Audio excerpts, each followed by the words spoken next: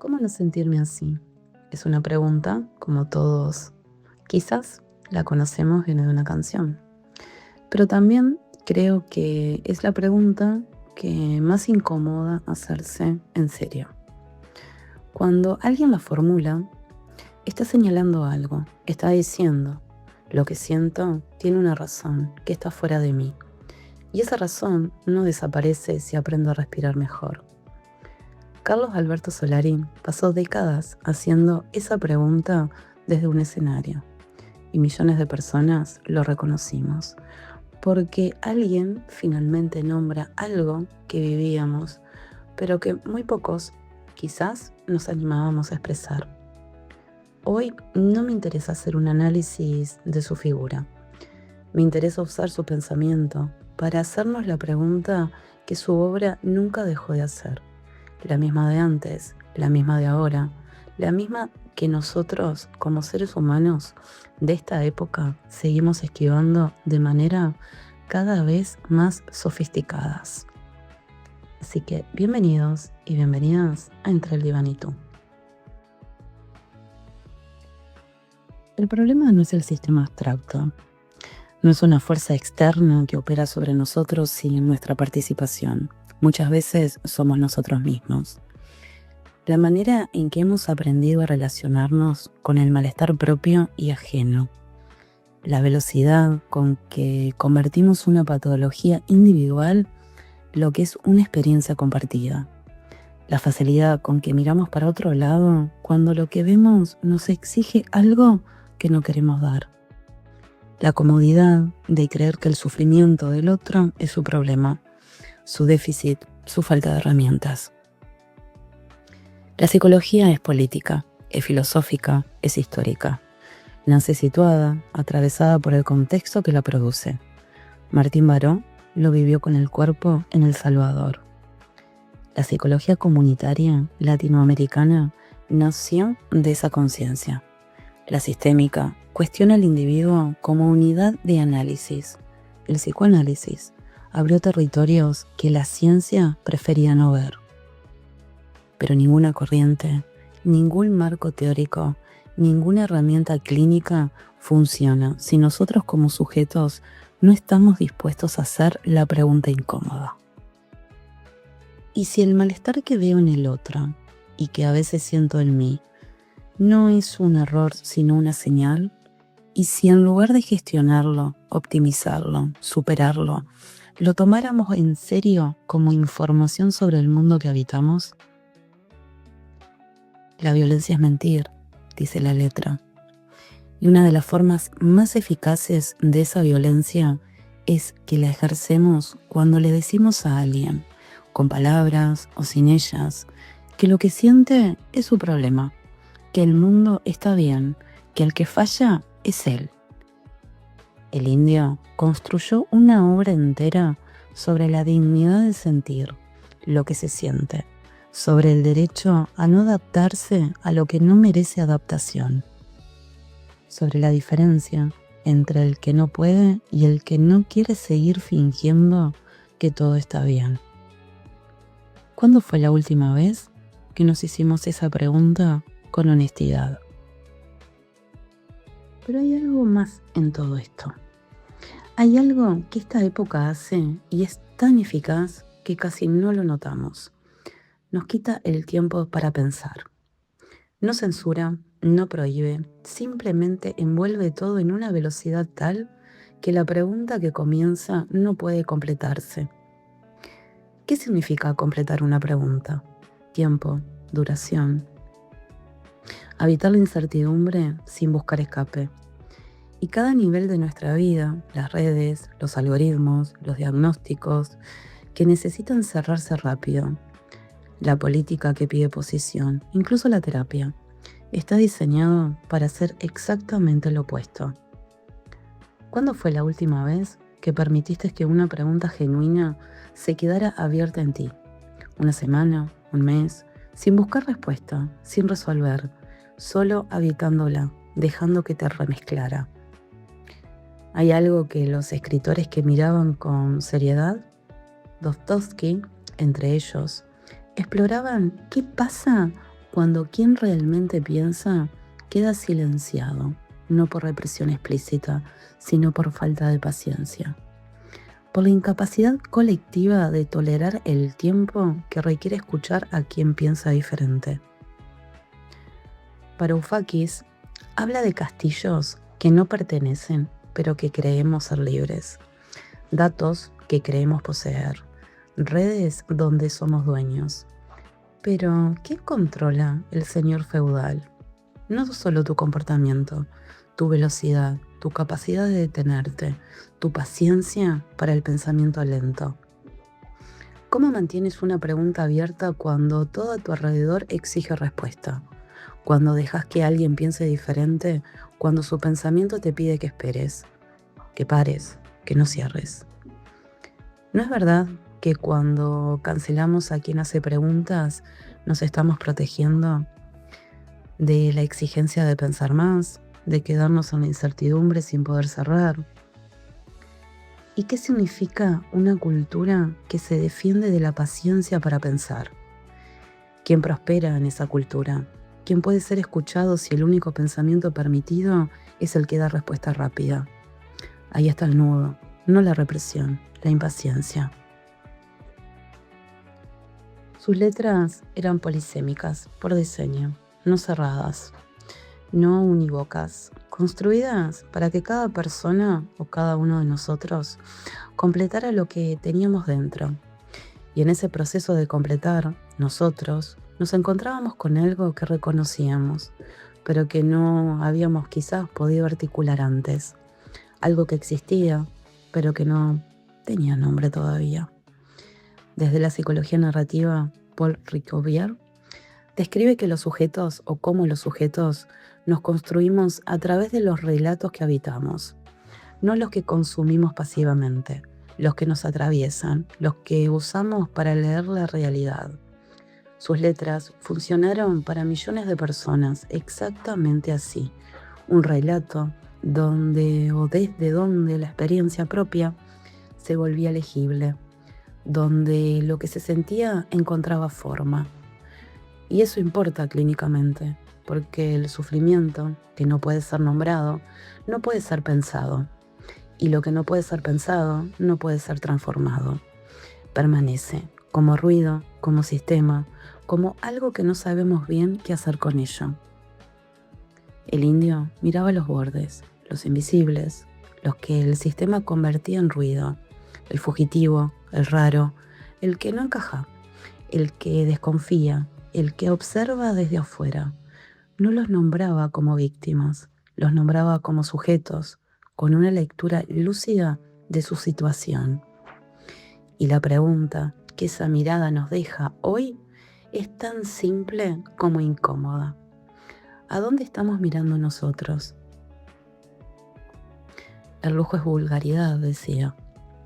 Hoy, cuando la acumulación vuelve a presentarse como virtud y la pobreza como fracaso personal, esa frase no perdió un gramo de peso, porque no era una opinión estética, era una postura ética frente a un mundo que naturaliza la desigualdad y nos pide que la celebremos, que miremos hacia arriba, hacia el éxito, hacia la productividad, hacia el individuo que se construyó solo, mientras los bordes siguen ahí, mientras los invisibles siguen siendo invisibles, mientras nosotros seguimos eligiendo dónde poner la mirada. Pero también nos enseñó que cuestionar sin amor se convierte en otra forma de violencia. Si no hay amor, que no haya nada. La bronca y la ternura no se contradicen. Quien produce otros lenguajes, otras formas de nombrar lo que existe, pero no tiene nombre todavía, está haciendo algo que el poder no puede tolerar fácilmente. Porque quien controla el lenguaje, controla lo que podemos pensar. Y quien abre el lenguaje, abre también lo que podemos imaginar. Ver tiene un costo. Y ahí está uno de los nudos más difíciles de la condición humana. No es que no veamos, es que a veces elegimos no ver, porque ver implica una responsabilidad que no estamos seguros de querer asumir. Ver la injusticia obliga a posicionarse. Ver el malestar del otro obliga a preguntarse qué parte de las condiciones que lo producen sostenemos nosotros. Ver las contradicciones obliga a vivir con una incomodidad sin resolución rápida. Pero hay algo que va más allá del costo de ver. Está el costo de sostener la pregunta que la visión abre. Porque cuando vemos, automáticamente tenemos que preguntar, ¿por qué es así? ¿Tiene que ser así? ¿Qué está naturalizado que no debería de estarlo? Y esas preguntas, ¿son problemas para resolver o son condiciones donde aprendemos a vivir sin saber cómo termina? ¿Qué parte de nuestro malestar habla de nosotros? ¿Qué parte del mundo que habitamos? ¿Cómo distinguimos uno de lo otro? ¿Quién lo decide? Esas preguntas no tienen respuesta fácil, ni rápida, ni optimizable. Y vivimos en una época que cuando nos encontramos con una pregunta así, nos ofrece un trato implícito. Cierra esto y te doy respuesta. El diagnóstico lo hace, las redes lo hacen, la política lo hace. Todos ofrecen lo mismo, certeza a cambio de que dejes de preguntar. Pero si lo que necesitas no es un nombre sino tiempo, y si el verdadero problema está en vivir sin respuesta rápida, ¿qué precio tiene esa incertidumbre? El indio no hacía eso. Sus letras abrían, lo que significa que quien lo escuchaba quedaba en territorio incómodo, sin respuesta, cómoda pensando. Cuando alguien empieza a ver lo que antes no veía, cuando el relato que organizaba tu experiencia se agrieta, cambia nuestro lugar en el mundo. Nos volvemos extranjeros donde encajábamos. Las preguntas nos cierran fáciles. Y este tipo de incertidumbre es lo que nuestra época está menos dispuesta a tolerar. ¿Cuánto de lo que llamamos ansiedad, agotamiento, sensación de no llegar, es algo que falla en la persona? ¿Y cuánto es el costo de vivir sin respuesta rápida en una época que la penaliza? El boom neoliberal produce desigualdad económica, sí, pero también una aceleración que requiere no sentir demasiado, no preguntar demasiado, una disociación que no es debilidad, es la respuesta lógica de alguien que aprendió que la pregunta sin respuesta es un lujo, pero sostenerse en la pregunta tiene otro lado. Sostenerse en la pregunta es también insistir en estar vivo, es negarse a la muerte lenta de la funcionalidad, es mantener la capacidad de sentir cuando todo te pide que duermas. Vivimos como colonos cognitivos en feudos que creemos poseer. ¿Estamos haciendo esa distinción con honestidad? ¿O la comodidad de convertir la pregunta en síntoma nos ahorra la incomodidad de quedarnos en ella? ¿Cómo no sentirme así? La pregunta no pide una técnica, no pide un diagnóstico, pide que alguien se quede con nosotros en la incertidumbre, que tolere que no haya respuesta rápida, que no intente resolver lo que debe de ser habitado. El futuro llegó hace rato y nosotros seguimos viviendo como si estuviera por llegar.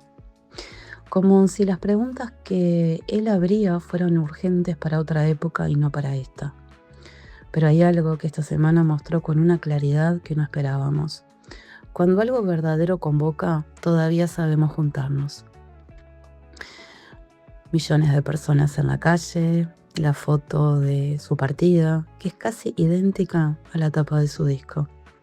No era un ídolo siendo despedido por sus fans, era algo más. Fueron despedidas múltiples, diferentes, cada quien haciendo la suya en su contexto, con su historia de encuentro con esa obra. Y en esa multiplicidad de despedidas, hubo algo que interpelaba, algo que nos devolvía la imagen de quienes somos, algo que decía, ustedes no están solos en esto, otros también vieron. Otros también pensamos diferente, otros también nos negamos a conformarnos con las respuestas fáciles. Y eso no es nostalgia, es memoria política. Es la evidencia de que la disociación aún no nos borró del todo, de que debajo de la anestesia colectiva hay algo que todavía responde. Y entonces la pregunta se vuelve urgente. ¿Y si todavía somos capaces de juntarnos en esa magnitud para despedirlo a Él, para reconocernos en Él lo que Él produjo? Ahora, ¿no deberíamos costarnos o no nos debería costarnos menos juntarnos para lo que viene después? Ahora, ¿no deberíamos poder sostener eso que comenzó a resonar? Porque una despedida es memoria, pero lo que viene después es pensamiento. Y en una época que diseña todo para ser efímero, consumible, descartable, no está preparada para eso, no está equiparada o equipada para sostener una pregunta, para mantener abierto lo que pide paciencia. La grandeza de un artista no se mide por lo que crea, sino por lo que despierta en todos nosotros. Y en una era donde toda creación tiende a desaparecer, donde hay que crear constantemente para mantener la atención, donde todo muere mañana, donde cuesta encontrar algo que interpele y perdure. Eso que el indio despertó es casi una anomalía. Sus canciones no son contenido, no se gastan, no se olvidan. Las preguntas que abren siguen abiertas. Y eso es lo que tendríamos que aprender a sostener juntos, no el recuerdo de él, la capacidad de seguir pensando como él nos mostró. ¿Cómo acompañarnos el malestar hoy? ¿Lo mandamos únicamente a terapia como la única solución posible a que aprenda a vibrar alto y activar su abundancia? ¿O realmente hacemos presencia? ¿Entendemos el contexto? ¿Escuchamos el verdadero pedido de ayuda detrás de lo que se dice? ¿Cuándo la terapia es un espacio genuino de transformación? ¿Y cuándo es una forma sofisticada de adaptación? ¿Cuándo el malestar o el bienestar que ofrecemos nombra algo real y cuando esquiva la pregunta que realmente importa? No lo pregunto como acusación, lo pregunto como la pregunta que cualquier práctica clínica honesta tiene que hacerse permanentemente. El antídoto a la disociación no es la optimización individual, es el vínculo, el otro que no te manda a resolver, sino que se sienta contigo en lo que estás viviendo. Es lo que, o como una amiga me nombró hace unos días, de una manera simple y exacta, ayudarnos entre todos. Eso es lo que él hacía desde un escenario, no resolvía, acompañaba. Hacía presencia en el malestar colectivo sin pedirle que se transforme en otra cosa antes de tiempo. Y eso, cuando se ejerce con honestidad, es también lo más profundo que puede hacer la clínica. Nombrar donde el poder prefiere silencio, ver donde la época prefiere ceguera, pensar donde el sistema prefiere que nos anestesiemos, quedarnos donde la sofocación prefiere que nos vayamos. Porque el indio no nos dejó respuesta, nos dejó preguntas. Y vivimos en una época que cada vez tolera menos las preguntas, una época que lo convierte todo en respuesta inmediata, que tiene cada vez menos paciencia para el proceso de pensar, para el tiempo que toma una pregunta genuina. La pregunta que su pensamiento nos deja no es cómo recordarlo, es si estamos dispuestos a seguir haciéndonos preguntas en un mundo que prefiere que dejemos de hacerlas. No lo vamos a recordar simplemente, porque recordar es lo que hacemos con lo que está fuera, con lo que se fue y dejó un vacío. El indio no dejó un vacío, dejó algo adentro, en la manera de pensarnos, en la capacidad de tomar en serio lo que sentimos en lugar de gestionarlo todo el tiempo, en la disposición a preguntar qué queda fuera de cada relato que se nos presenta como verdad, en la negativa a creer que el malestar es siempre nuestro y nunca del mundo que habitamos, en la valentía de pensar diferente, cuando pensar diferente se vuelve cada vez más incómodo. Él está en lo que somos, y si nunca lo hubiéramos escuchado, hoy no sería lo que somos. Eso es el legado real, no lo que se recuerda, lo que se es. Y gracias, indio, por nombrarnos cuando no teníamos nombre, por enseñarnos que la violencia es mentir, que el lujo es vulgaridad y que si no hay amor, que no haya nada. Que mirarnos desde los bordes cuando el centro nos pedía que nos olvidáramos de ellos. Por enseñarnos que el malestar no es un defecto, que a veces es la única respuesta lúcida ante un mundo que nos pide que dejemos de ver, que dejemos de pensar. Por demostrarnos que se puede cuestionar sin perder la ternura, que el pensamiento crítico no es agresión, es el acto más honesto que podemos hacer en una época que prefiere nuestro silencio. Con los puños en alto, deseando el final, hacer la revolución con una canción de amor. Eso fuiste, eso nos dejaste. Cuidémonos entre nosotros como Él nos enseñó y sigamos pensando por Él, con Él, como Él. Hasta la próxima.